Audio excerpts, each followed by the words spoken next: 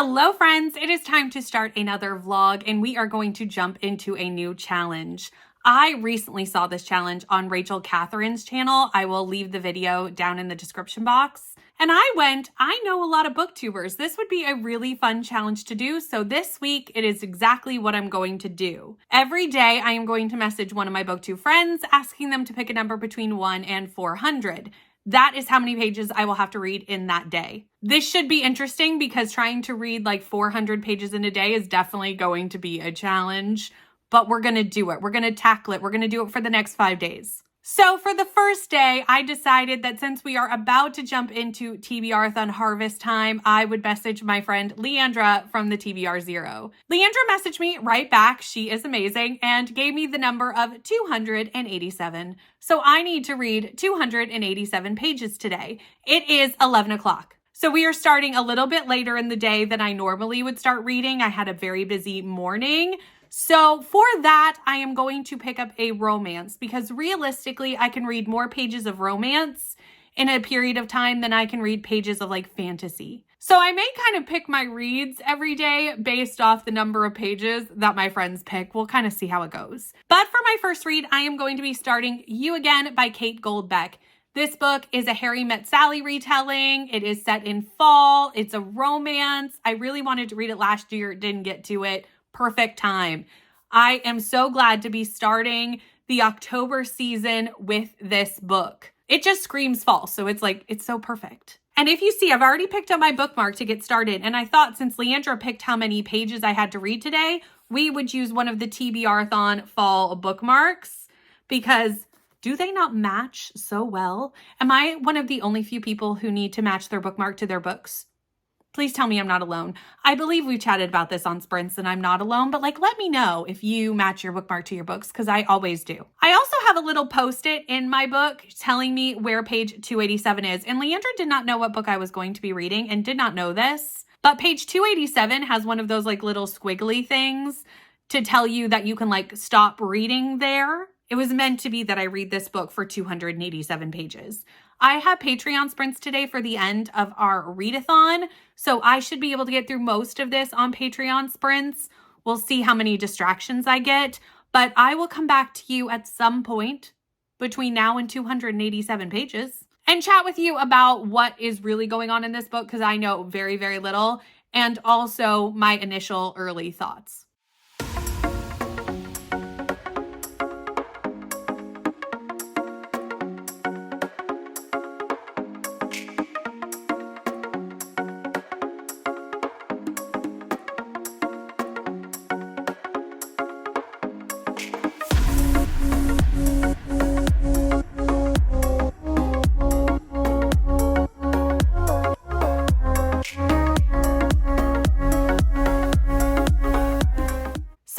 It to 34% of You Again, which is not 287 pages, but the story has changed a little bit. So I thought this would be a good time to check in. So I'm currently on page 142. So I'm definitely a good ways through the pages, basically halfway. So we're making some progress. And again, the story structure has changed up a little bit. So it is time to chat with you. In this book, we follow Ari and Josh. Ari and Josh meet one night when Josh arrives at her apartment because he's dating her roommate. He arrives at the apartment to make a dinner for her roommate, Natalie, and instantly Ari does kind of get jealous because even though Natalie is dating Josh, she is hooking up with Ari. And Ari and him start to have this banter. They definitely don't get along because, again, Ari's jealous. Josh is kind of like, who is this girl? And Ari does say, look, I'm having sex with your girlfriend. Obviously, this does not start a connection off on a good note. They don't really like each other. Fast forward a fair few years, we meet them at a party, and we keep meeting each other over the course of years. We'll have about 2 or 3 years between each instance. Each instance is a chapter, and each instance, they get into a bickering match at whatever event they arrive at. They just happen to keep running into each other at various events and things throughout New York, and that's what we follow for a good portion of this book. Now, in the current timeline, we have finally gotten to that point where they meet again, and they have both been through breakups. They are both in transition periods with their work life, with their relationships, and they are kind of both just afloat in life. Because of this, they actually start chatting and they kind of find common ground being in these transitionary periods. They decide to become friends, not necessarily right away, but kind of organically. They go for a slice of pizza when they run into each other, and a friendship blossoms. That's where I am in the book now. They are really starting to foster this friendship. And I do think that this is where we start seeing them kind of come together in some form of a relationship outside of the friendship.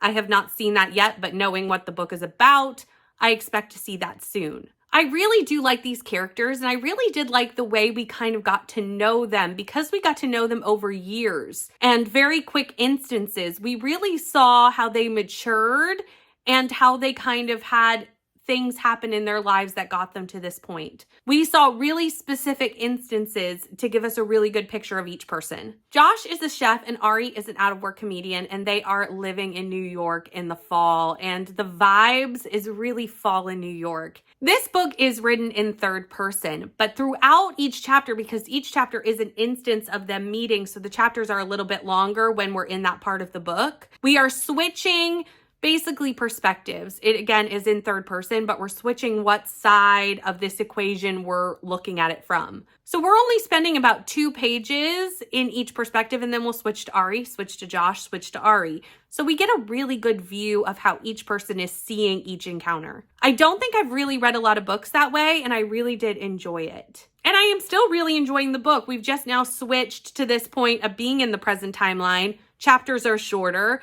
We are still switching kind of perspectives through each chapter though, and we're getting to know each other in a friendly way that I am excited to see escalate into something more. I still have about the exact same amount of pages I've already read to finish today, about 147 pages. So I will get to that this evening. I don't know if I will update this evening or if I will update in the morning. It really just depends on when I finish, but I will be definitely finishing these pages today because I'm finding this a very quick read.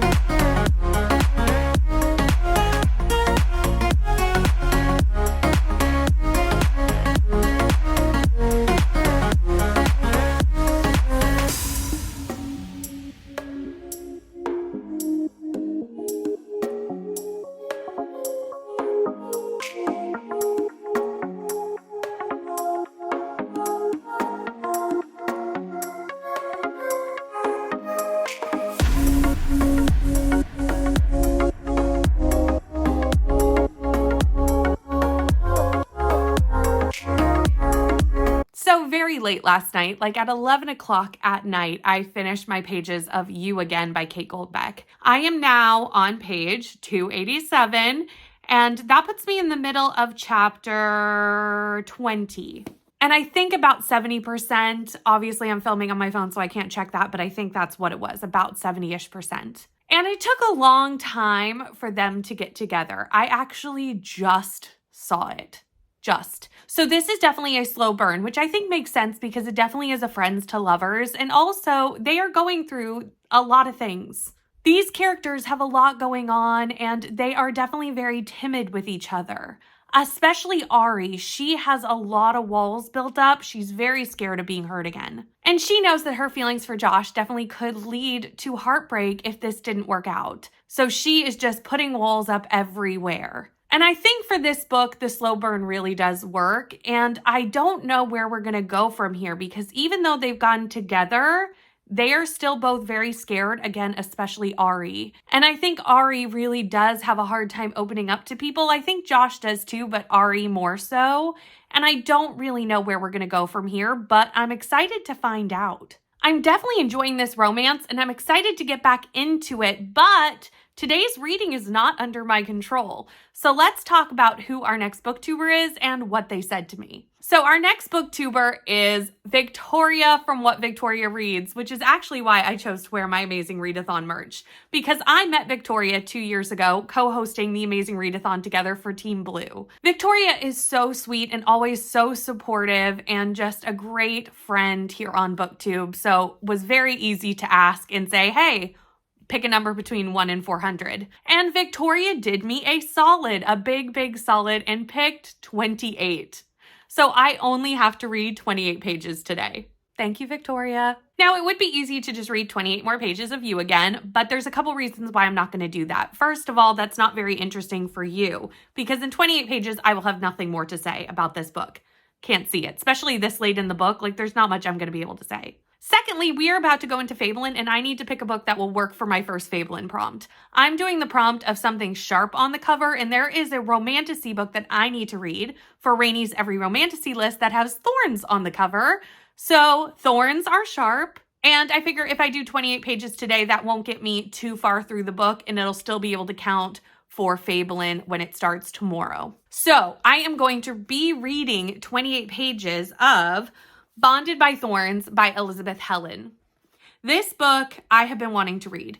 I'm very excited about this. Kelsey gave it to me for my birthday, and it is a Beauty and the Beast retelling. We all know, love a retelling. It's why choose. I do love a why choose. So this is definitely a romance, but it's a fantasy romance, and I think it's quite smutty. So it's definitely going to be a different vibe than the romance I'm currently reading. I have not started yet, but I have picked out my bookmark. I figured I'd start sharing which bookmarks I picked to go with each book because I think it's fun. I hope you also think it's fun. I decided to go with this Thorns and Roses bookmark because Bonded by Thorns. This one I think is from Gigi and Bo. Yes, this is a Gigi and Bo bookmark. Love Gigi and Bo. So I am going to go read 28 pages of this, and then I will come back and give you an update, which should not take long because, let's be honest, it's 28 pages. A few moments later. Long time no see, friends. Not really. I just finished 28 pages of Bonded by Thorns, and I reserve the right to change my mind on anything I'm about to say. Because 28 pages of a book is certainly not enough to get a full idea of what I'm thinking about it, but I actually do have some thoughts at 28 pages that I want to talk about. In this book, we follow Rosalie, and Rosalie is our Belle character. She works in a bookshop. Her father is the talk of the town because everyone thinks he's crazy. He's constantly talking about his wife that disappeared and saying that fairies took her, and he is constantly going on journeys to try to find her and the fairies. Obviously, the people of this town do not believe in fairies, do not believe that this is what happened, and just think he's like the crazy old man in town, and they gossip about him. They gossip about him around Rosalie, and it's very hurtful to her to have people talk about her father that way. She has a high school sweetheart called Lucas who went away to college, and now he is back, and he is our Gaston character. He is awful. He just like shows up and expects her to like marry him immediately. It's very strange. He's not the best. In the middle of his proposal, someone rushes in with her father's jacket. It's bloody, it's torn, and she runs off to find her father. We also have had one perspective from, I'm going to say this name wrong because I've only heard it said like once in the entirety of what I read, but it's Keldarian. That might be right.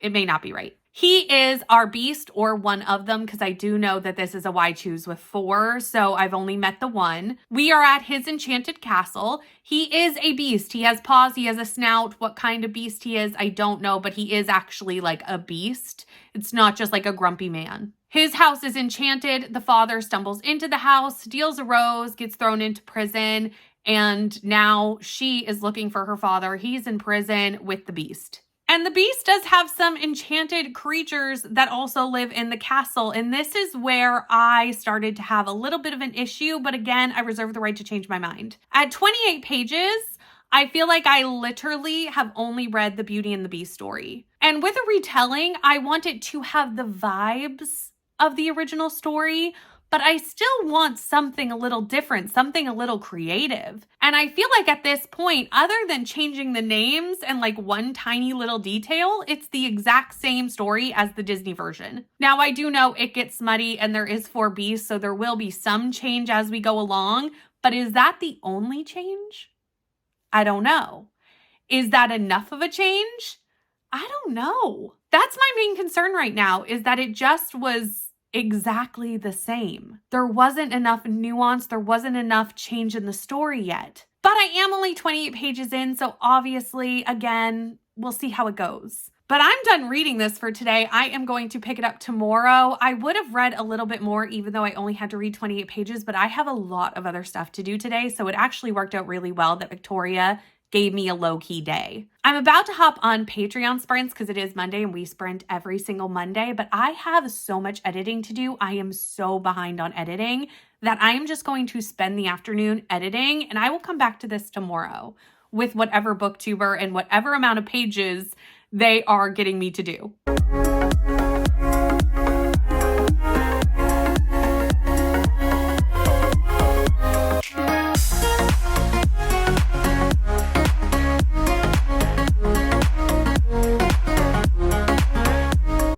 Next day, and it's very early. It's like 7:30 in the morning, but I had a really early start today. I was just awake. I couldn't sleep, so I got up to read, and I started on today's pages already, but I haven't even told you who today's booktuber is. Yesterday, I messaged the lovely Cassidy from Covers with Cassidy and asked to pick a number between 1 and 400, and I got 313. So it's probably a good thing that I got an early start today because I have to read a lot of pages today, 313, which will get me to the end of Bonded by Thorns if I read the entire 313 from this book. I will still have about 12 pages that I need to read of You Again to get the full 313, and that is my plan. Finish this off, get my first book for Fabelin done, and binge this book. Plus, this book is part of my Every Romantasy TBR. Every Romantasy is a challenge made by Cassidy. So it's the perfect day to knock off a book for that challenge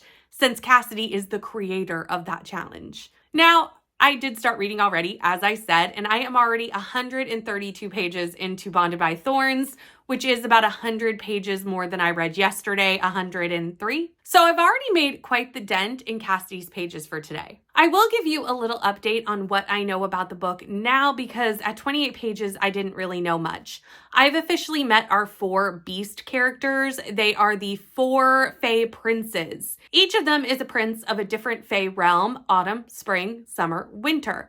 I will say winter, which is Keldarian, the prince that I talked about in the last update, is the most beast-like from the Beauty and the Beast story. They are definitely different in their archetypes and kind of each have one of those romance archetypes assigned to them. They are all cursed. It's Beauty and the Beast. And at night, everyone in this castle, all their servants and the 4 princes turn into different creatures. The princes turn into wolves. One of the kind of ladies that live in the house turns into a bunny. Like there's very different creatures that they turn into. All animals though. And at this point, still, it is really like reading the Disney movie. We've changed a tiny bit, but not very much, to the point that there's actually dialogue from the Disney movie in the book. It is so close to the Disney movie other than the fact that the Beast is split into 4 people. And obviously the magic system is a tiny, tiny bit different, but not that much. And I would really like it to change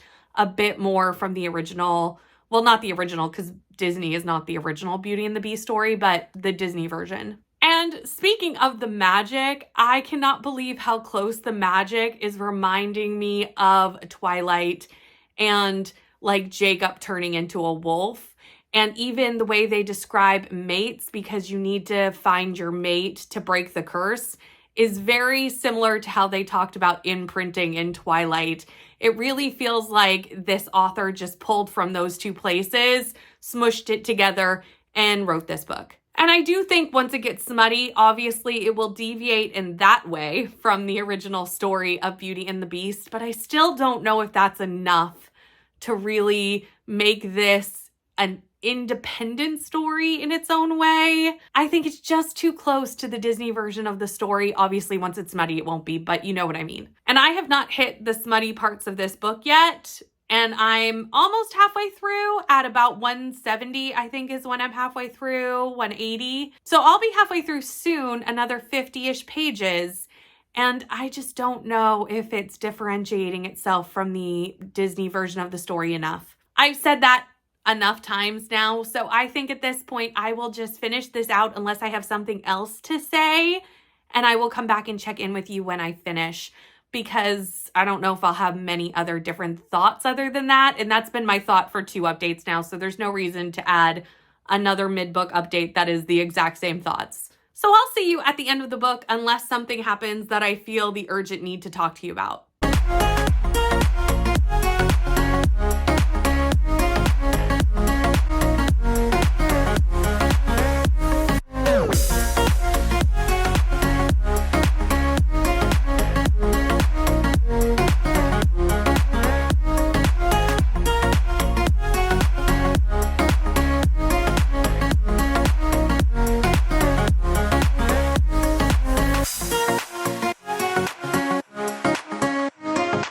I just finished Bonded by Thorns, and I'm not gonna lie, the second half of this book is a vibe. It's a vibe. I actually really liked the second half of this book, which is really surprising because I was not loving the beginning. I think that was quite clear from my updates. Not that the beginning was bad, but it wasn't really working for me as much as this second half did. In the second half, we did deviate from the Disney version enough. We hit our romances. We didn't dive too in-depth into those in this book. I think it will be explored in the subsequent books. But we got to see Rosalie, our main character, really interact with each prince. We got to know each prince better and also some of their internal dynamics. We also got to know a little bit about the Prince of Thorns, which we did meet earlier in the book. I don't think I quite mentioned, but he is kind of a villain in this story and clearly has some past history with our 4 princes. And what is the dynamics there? It takes a long time to get to it, but we do eventually. And he is more apparent in the second half of this book as well. That addition of that character and that storyline does, again, make it a little bit of a different story and made it more of a retelling where, yes, you have the vibes of the story, but you're not actually just telling me Beauty and the Beast. So we definitely ended on a little bit of a cliffhanger. We had a tiny reveal at the end. Part of it I had guessed, part of it I did not, and it definitely makes me want to continue with this series, which at the last update I was not sold on continuing. So that just shows how much I liked the second half of this book. In the end, I ended up giving this 3.5 stars just because the beginning of this was not my favorite. I think it could have been a 4 had the second half been what the whole book was. So with that, I am almost finished my pages for the day. I only have 12 pages left, so I will be picking up You Again, which I left upstairs, and reading 12 pages of that. I probably won't come back and talk to you though, because 12 pages, I will have nothing to update you on for that book, like literally nothing. So I will check back tomorrow with a new booktuber and a new page count, and we will probably do more of You Again, maybe even finish it depending on how many pages they give us.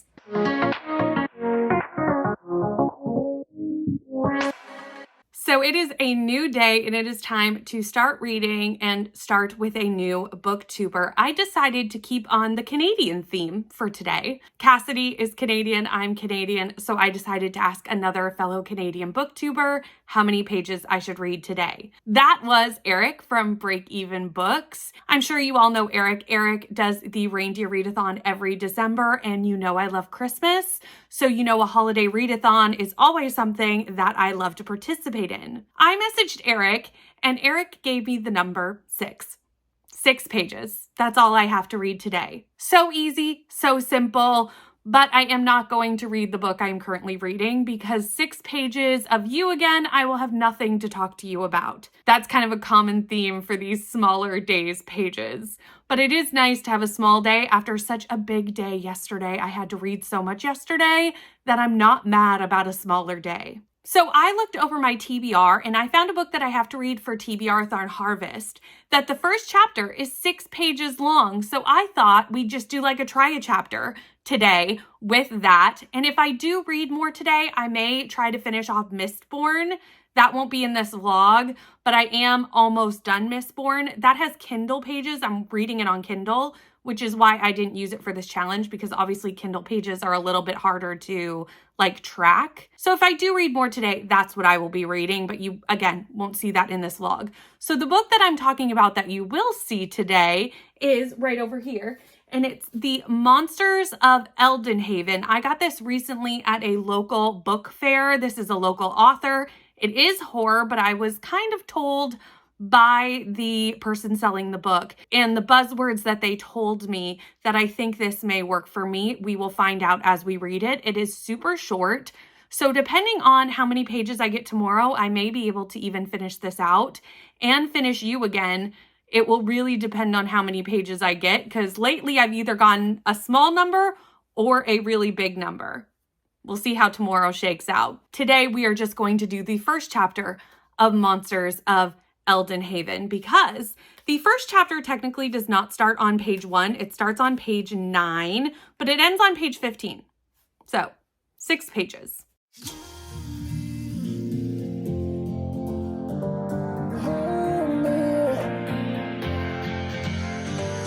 Lately I don't mind staying up till midnight. I got no complaints, nothing doesn't feel right. Every time you call me, I don't wanna keep you waiting, but I... Okay, 6 pages does not give me a lot to go on, but I am highly intrigued. So we read the first chapter of this book and we met Johan, and Johan is the monster. We start off with Johan being a child and we see how he transformed into this monster, the things that led him to this moment. We see multiple snapshots of his life throughout the chapter. He's a homeless child on the streets. Something horrific happens to him and he ends up murdering someone during that exchange. He does get a taste for murder and continues to murder people and becomes a serial killer at the start of this book, and then somehow turns into a monster that is, from what I can tell, somewhat immortal. Again, I've only read a chapter, so I'm not really sure how that came to be, but we have an instance where he should have died and didn't, another instance where he should have died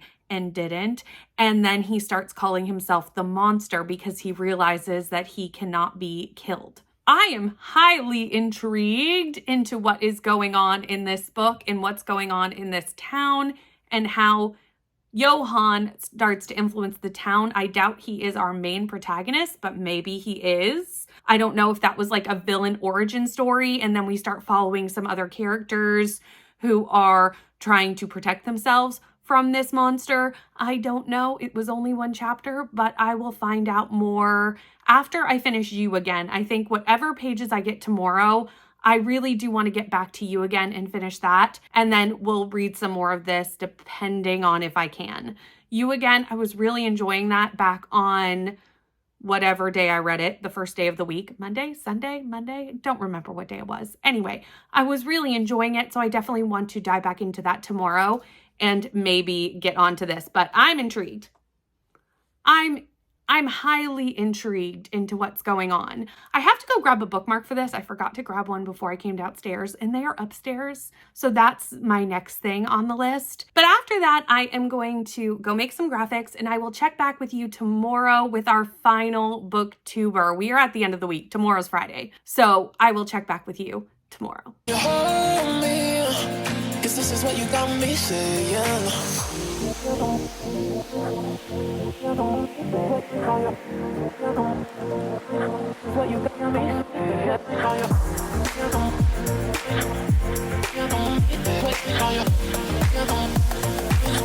It is another day and it is time to ask another booktuber how many pages I should read today. Today I asked Krista from Bookish Jams.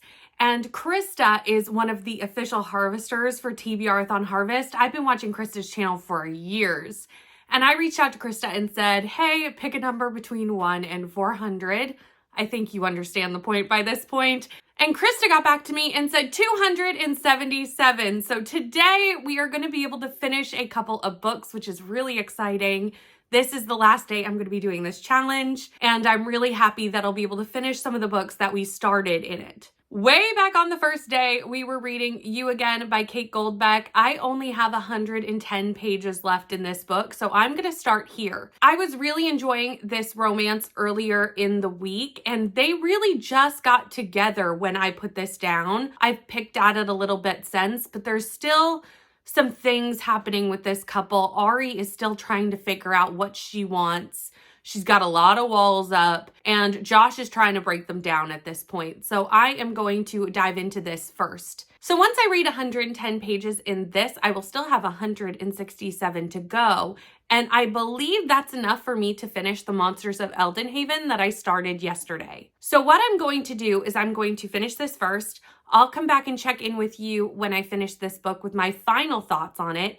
And then I think we will jump into the other book. And I may still have a few pages left to do when I finish that book. So we'll figure out how we're going to spend those last few pages as well. You got me saying, So I am halfway through Friday morning sprints, and I just finished You Again by Kate Goldbeck. I'm going to give this 4 stars. I really did like this romance. I think it made a lot of sense with how these characters were going through so much in their lives and how they came together and how it wrapped up, I think made a lot of sense for this book. This is not your typical romance. It doesn't necessarily follow the archetype or the normal story a romance falls into. These characters are going through a lot once they kind of start to become friends. I've mentioned this before. Josh has a lot going on in his work life and personal life. Ari has a lot going on in her work life and personal life. This makes them come together at a time where they're just trying to figure out their lives. And they each have been hurt in various different ways. And letting somebody in is difficult. Trusting again is difficult. And we see them kind of go through the process of wondering if it's worth it through this book. If it's worth it to open up, to trust again, to have love again, to start over again. Is it worth it? The writing style of this book was really different, but I actually really liked it. I mentioned it before of how we kind of like switch perspectives kind of every couple of pages. It was a really interesting way to see both sides of this equation from each character. I'm not 100% sure if the author has written any other books. I have to look into that, but I am very interested in picking up another, either if it's already out or will come out in the future. With that, I still have 167 pages left, and as I said earlier, or at least I think I said earlier, I'm going to be finishing Monsters of Elden Haven, and then I will still have some pages left. So I'm going to let you go, and I will come back probably when I finish this. I only have about 3 hours of this at normal speed, so it's not going to take me that long to read this. It's a quick novella, so I probably won't update you in the middle. I'll just see you at the end. Also, yesterday, I forgot to show you what bookmark I was using for this. I decided to go with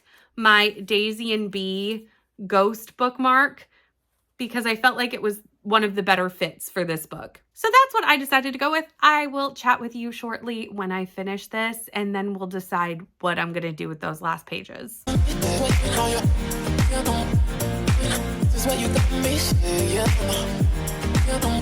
Sprints are done, and so is this book. I did get it done before the end of sprints. I, however, did not really enjoy it.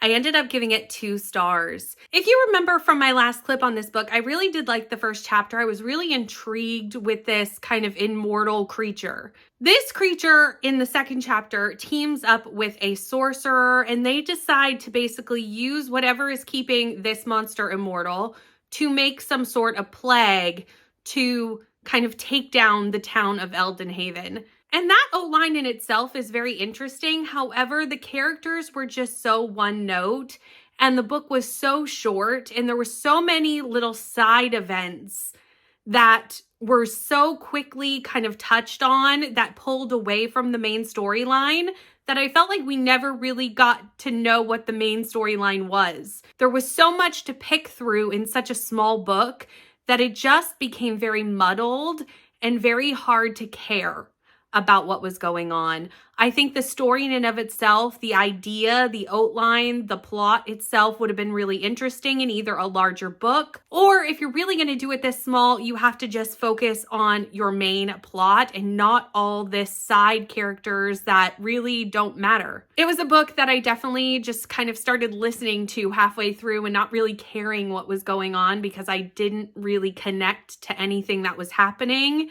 I also found at the beginning our two main characters, they're both male, and the way that they were having dialogue made it hard to know who was talking to who. There were a lot of times where I thought Johann was talking, but it was really, I think, Floyd or Florin or something like that. Florin. I literally just finished this book and I've already forgotten the names, which does not necessarily mean I didn't like a book. I'm not good with character names, but it definitely doesn't show that I enjoyed it. Like, I just didn't.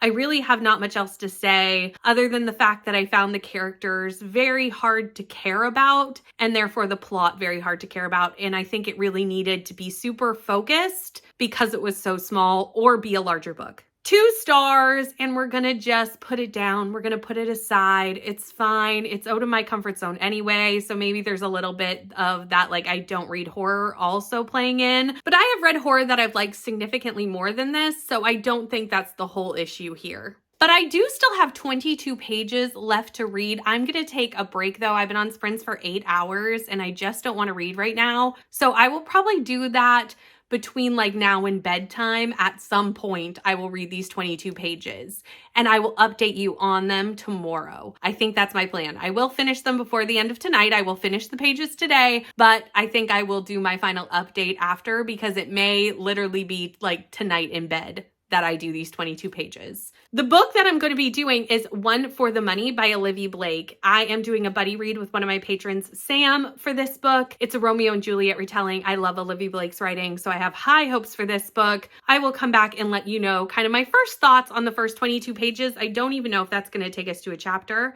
I have not looked. So there's actually not chapters in this book. It's set up in acts and scenes. So this will take me to the middle of scene 2 of Act 1. I did not realize this was set up like a Shakespearean play, and that thrills me because one of my favorite books of all time is If We Were Villains, and that's exactly how it's plotted. And I think Olivia Blake will do a great job with that kind of outline, so I am even more excited to pick up this book now that I realize that. But again, I probably will check in with you tomorrow with my early thoughts on this book and then to close out this challenge vlog. So yesterday I did read the 22 pages. I actually read a little bit over. I'm currently sitting at page 25. I wanted to finish the part that I was in because this is in acts and scenes, and I wanted to finish scene 2. Immediately upon opening up this book, I remembered how much I love Olivia Blake's style of writing. This writing style is just one of my favorites, and I cannot wait to read more of this author because I've only read the Atlas Six. I've read the whole trilogy, and The Atlas Complex is probably going to be one of my best books of the year, and I just love the way this author writes a story. The use of language in an Olivia Blake book, the choice of words is so intentional and just so special, and I think the more I read this, the more I'm going to appreciate that in this act and scene concept. In this book, we follow the Fedorov brothers and the Antonov sisters. They are warring families from back with their parents. I don't know exactly how the war started, but I am dropped right in the middle of it in this first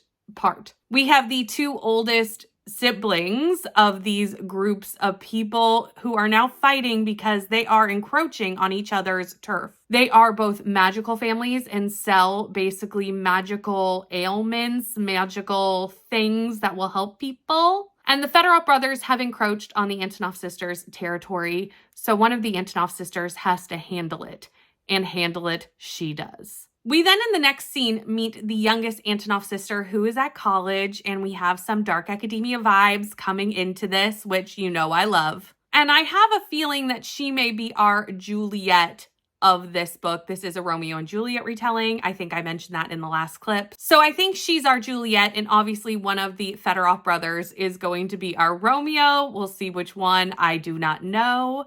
But these 2 ruling families are about to have a romance, a forbidden one at that. I think I'm going to fly through this book because I just did not even want to put it down at such an early stage already. I'm enjoying it so much, and I can't wait to dive more into it today. But with that, I do have a very busy weekend, so I am not going to continue the challenge vlog any further because I really don't know how much I'm going to be able to read this weekend, and I want to be able to kind of like read as I can while I'm also doing all my weekend family activities. So I'm going to end this vlog here. Thank you to all the booktubers who participated in this vlog by giving me a number. It is much appreciated, and I just thank you, all of you, for helping me out this week with how many pages I was supposed to read. Also, a huge thank you to all of you that have watched to the end of this vlog. If you've made it to the end of the vlog, let's leave a rose emoji, since my last book is One for the Enemy and has very much that rose theme on the cover. Thank you so much for watching. Please like, comment, and subscribe, and I'll see you in the next one. Bye.